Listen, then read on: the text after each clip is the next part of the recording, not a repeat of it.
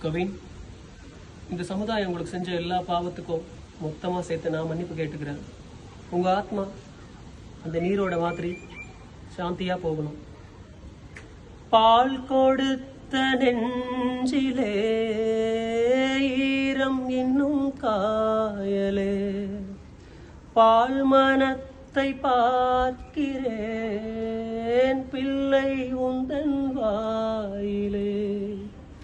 பாதை கொஞ்சம் மாறி போனால் பாசம் விட்டு போகுமா? தாளம் பூவை தூர வைத்தால் வாசம் விட்டு போகுமா?